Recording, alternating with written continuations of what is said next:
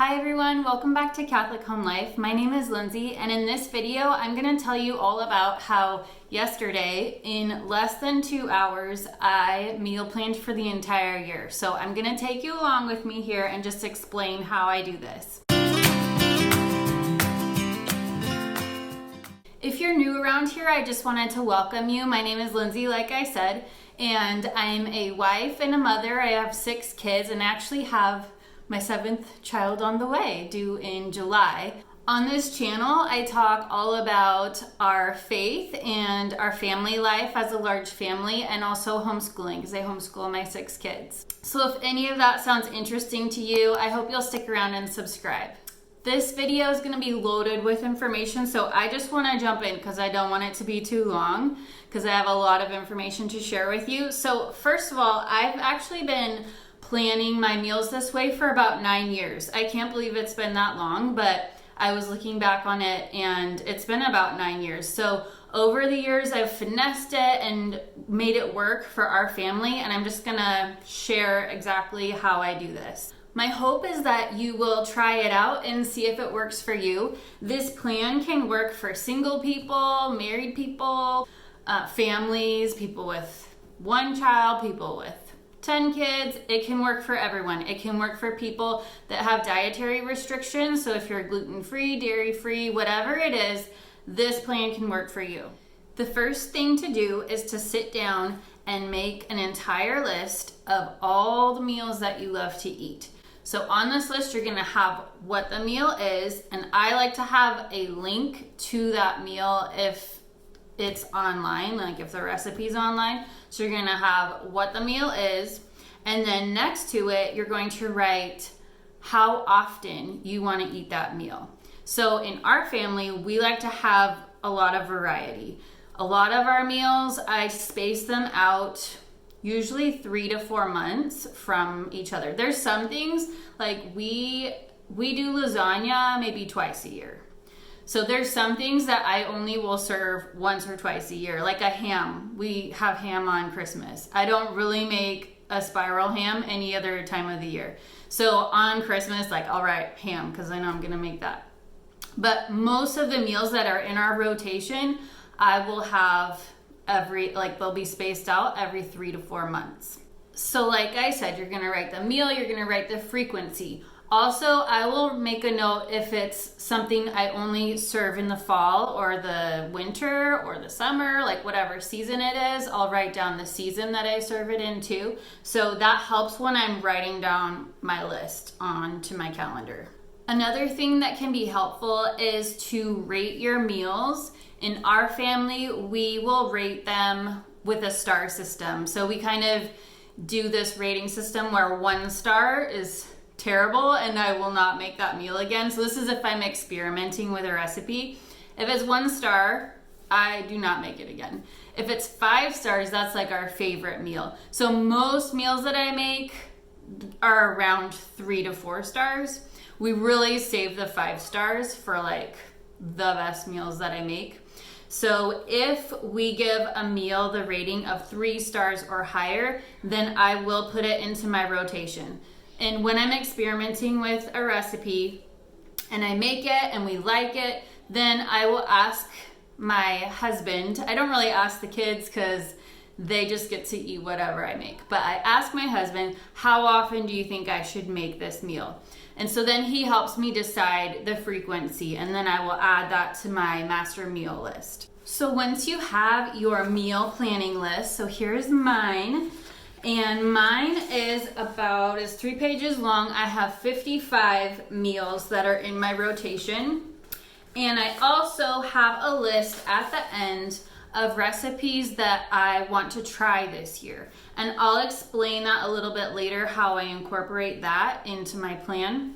But I have that listed at the end, and I don't have the frequency listed next to it because I don't know yet. I'm gonna try the recipe and talk to my husband about it, and if we like it and we want it often enough, then I will go ahead and put it into the rotation. But I just have that listed down below.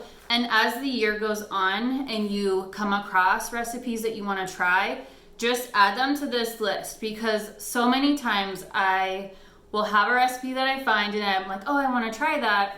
And then I forget about it, or I can't find the link anymore to it. So once you see a recipe that you want to try, immediately add it to this list so that you have like a compilation of all the things that you want to try when you're ready to try it. So now that you have your list, you'll want to print it off.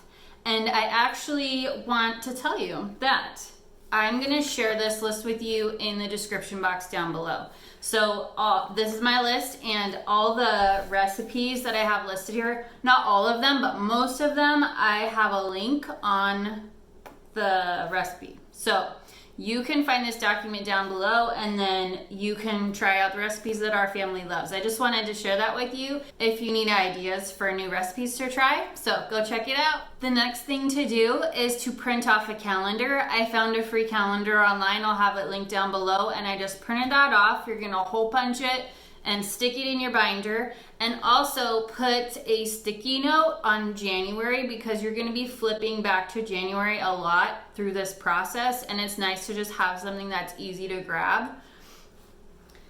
So get your list, get your calendars that are printed off, and a pencil and coffee or whatever it is you want. And you can be multitasking while you do this. You could be watching a favorite show, you could be sitting on the couch, you don't have to be sitting at a table. Just get comfortable, and it might take a little bit of time, so you can just cross off the recipes as you go, and that way you know where you are. And if you have to break up the planning session over a day or two, that's fine. I was able to sit down and do it in less than 2 hours. So it might take a little bit more time for you the first time you do it, especially when you have to make your list from scratch. But it won't take too long, and it's totally worth the investment of time. Okay, so I'm just gonna show you how I do this here. The first thing that you're gonna do is take your first recipe. So for me, my meal number 1 is easy Mexican casserole. So I'm gonna go ahead and write it on my first page here in January. And I have a general sense of when we last had this meal.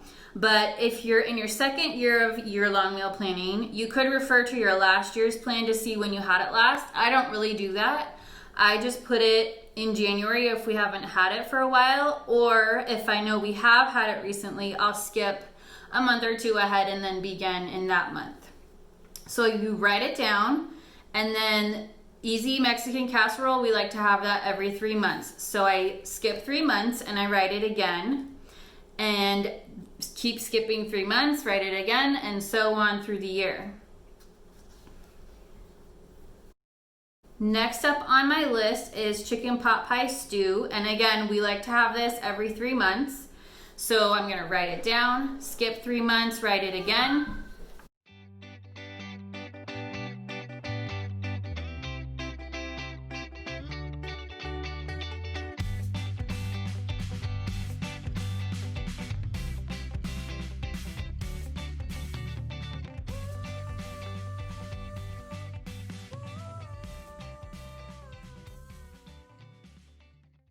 Next on my list is hamburgers, and we like to have hamburgers about every month. So I'll begin in January and write it down every month.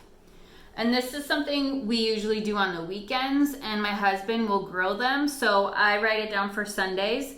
But later on, you're gonna see that I do not always eat what is on the plan that specific day. I'll explain that later. That might sound confusing, but I'll explain that in the next section here. So you go through this same process for all your meals on your list, and you make sure to use the frequency as your guide. And like I said, you want to check off as you go, so if you can't do it all in one sitting, you can pick it back up later.